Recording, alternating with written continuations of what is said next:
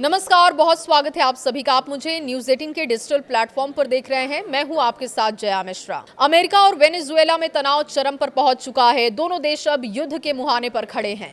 शुक्रवार को पेंटागन ने लैटिन अमेरिका में 10,000 सैनिकों और करीब दर्जनों एयरक्राफ्ट कैरियर और युद्धपोतों की तैनाती करके युद्ध की आशंका को और बढ़ा दिया है।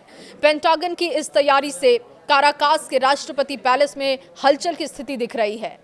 अब जवाब में वेनेजुएला के राष्ट्रपति निकोलस मादुरो ने रूसी हथियारों की तैनाती कर दी है और इससे दोनों देशों में तनाव की स्थिति बढ़ चुकी है।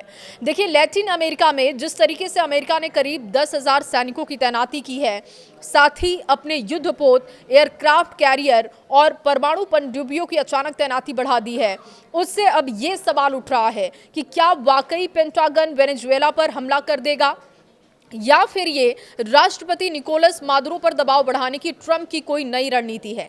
देखिए, ट्रंप ने लैटिन अमेरिका में सैन्य हलचलें अब बढ़ा दी हैं। अब पिछले 3 दिनों की अगर हम बात करें तो अमेरिका ने कैरेबियन सागर में कई तथाकथित ड्रग तस्करी वाली नावों को हवाई हमले में उड़ा देने का दावा किया।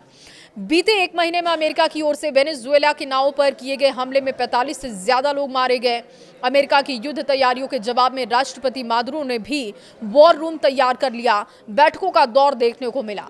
देखिए, शनिवार को उन्होंने रूसी हथियारों की तैनाती का आदेश भी दिया और इससे कैरेबियन सागर में खलबली की स्थिति है। रूसी हथियारों के समूह ने कैरेबियन सागर को चारों ओर से घेरना शुरू कर दिया। निकोलस मादुरो को मजबूत नेता के तौर पर जाना जाता है। बैठक के दौरान मादुरो ने कहा कि ट्रंप हमारी सरकार को उखाड़ फेंकना चाहते हैं। ट्रंप का नया खेल है और इस पर मादुरो के सलाहकार चुप दिखाई दिए। इस बैठक के बाद कैरेबियन सागर में उत्तरी तट पर मार्गरिटा द्वीप के पास वेनेजुएला के हथियारों और सैनिकों की तैनाती शुरू कर दी गई। वेनेजुएला अमेरिका में तनाव को चरम पर पहुंचते देखकर संयुक्त राष्ट्र में भी खलबली मच गई। शनिवार सुबह संयुक्त राष्ट्र ने अपने संदेश में दोनों पक्षों को बातचीत की पेशकश की। मादुरो ने मुस्कुराते हुए कहा कि हमने अपना संदेश दे दिया है, अब बारी उनकी है। ये तनाव का खेल था, शक्ति का प्रदर्शन, जहां शब्दों से ज्यादा हथियार बोलते हैं। वेनेजुएला का तट अब किलो जैसा दिखाई दे रहा है। रूसी हथियारों की ढाल से सुरक्षित महसूस हो रहा है। राष्ट्रपति डोनाल्ड ट्रंप वेनेजुएला पर आरोप लगा रहे हैं कि वो ड्रग तस्करों पर कोई कार्रवाई नहीं कर रहा।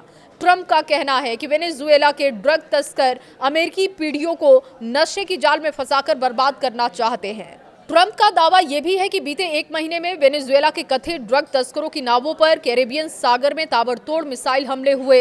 इस कार्रवाई में अब तक 45 से ज्यादा ड्रग तस्कर मारे गए। शुक्रवार को भी अमेरिका ने कैरेबियन सागर में एक ऐसी ही बोट पर हमला किया जिसमें 6 ड्रग तस्कर मारे गए हैं।